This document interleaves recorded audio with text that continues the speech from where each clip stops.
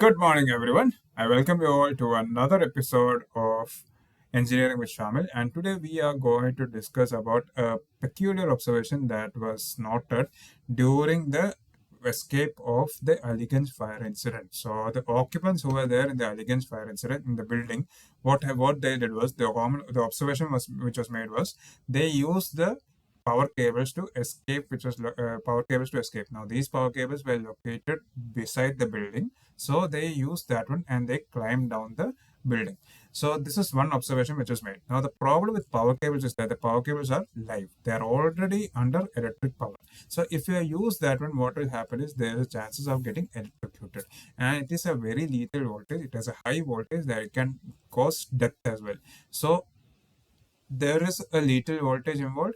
The power cables are also not structurally designed to support the human weight. So because of that, there's a chance for the person to fall. And this is actually a desperate option because since there was no other options available for the occupants, they had to grab the nearest thing which can lead them outside the building. So one of the options that they found was the power cable, and they didn't have any other option. So this is what happened behind the story. So as I said before, when the staircase was blocked, there was no other way out. So some people, what they did was they climbed the live power cables and they jumped. They jumped from windows, and the reason why they did this was because they didn't have any other external escape alternatives. The building had just one alternative, and that was a staircase, and that got engulfed in fire and smoke. This is called as a classic single point of failure. Okay, so because of this, what happened was they didn't have any other escape alternatives, so they had to depend on such drastic measures like climbing down the power cables or throwing stones and then jumping off the building. So these were some of the situations. These are some of the things that occurred in the Lucknow building. So let us see what are the hazards of climbing the power cables. So first hazard is that you will get electrocuted. So electrocution is one hazard. So as I said before, the power cables, they have a very high voltage. It has a lethal voltage, and it is around 230 volts to 11 kilovolt. Okay, so that is the range of voltage which is there in the power cables. So because of that, the person can get electrocuted. The second one is structural failure. These cables which are there are not designed for the human weight. So that means when the person climbs, there's a chance for the power cables to collapse.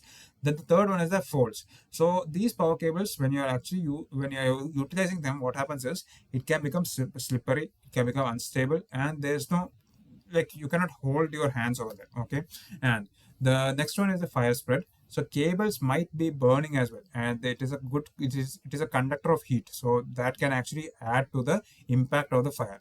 And then as I said, in case if you're using the power cables, there's a chance of the cables to collapse as well. So it can pull down the poles or the other attachments involved.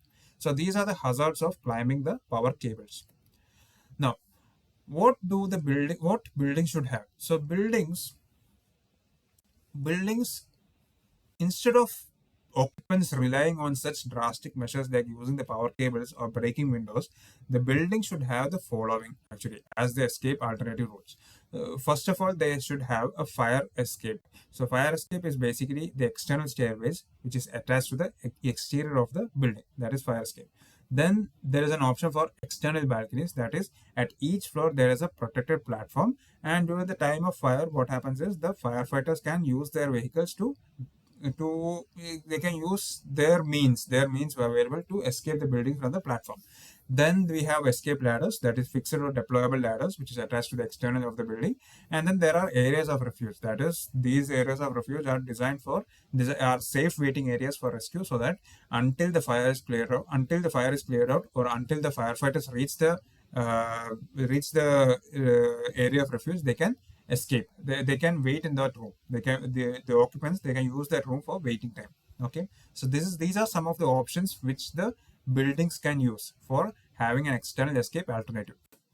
Now, what are the fire code requirements for external exits? So the first one is accessibility. So it should be reachable from every floor. Okay, that is one requirement. The second one is protected. The external exit should be fire rated protected, and then there should be a clear path. There should not be any obstruction from the building to exits.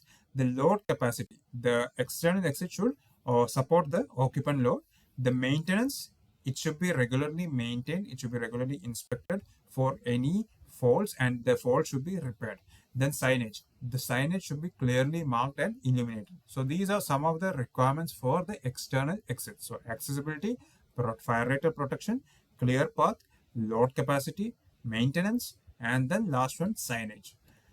So in the Lucknow building, what all was not available when it comes to the alternate external escape routes. So the first one is that it didn't have any fire escapes. It didn't have any external stairways.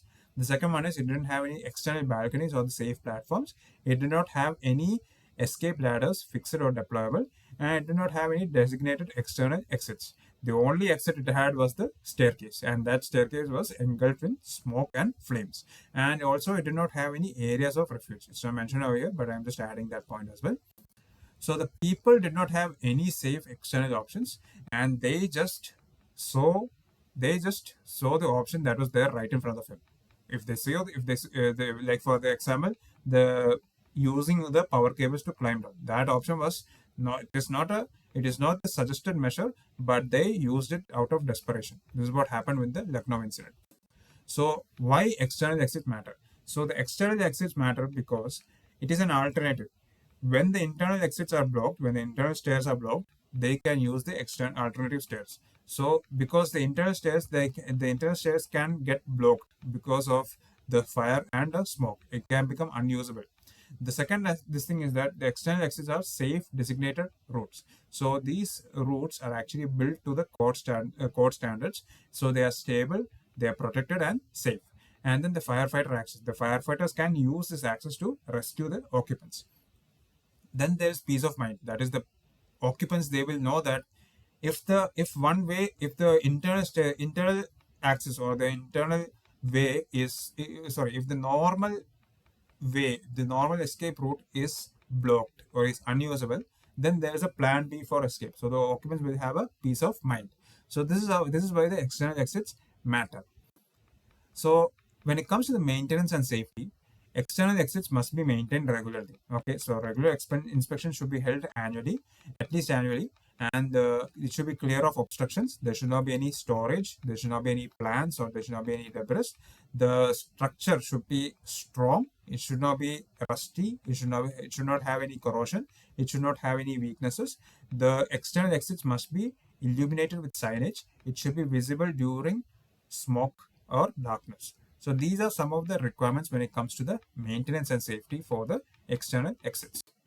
So the key takeaway is that if you don't have any safe external routes, people will take desperate risks like climbing the power cables or jumping from windows. So climbing the power cables means it's a deadly risk, and jumping from windows is a fatal one. Okay. So in order to avoid this, buildings should provide designated external escape routes. The escape route should be safe, protected, and maintained so that the occupants don't have to improvise. So with this, I conclude the topic on the external escape routes. So in case if you have any doubts, queries, or comments regarding this particular video, please do share them in the comment section, and I will be happily obliged to answer them.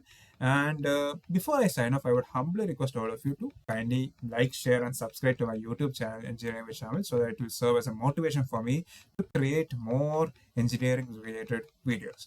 So I sign off from the video. Thank you once again, and I wish all of you a good day ahead. Thank you.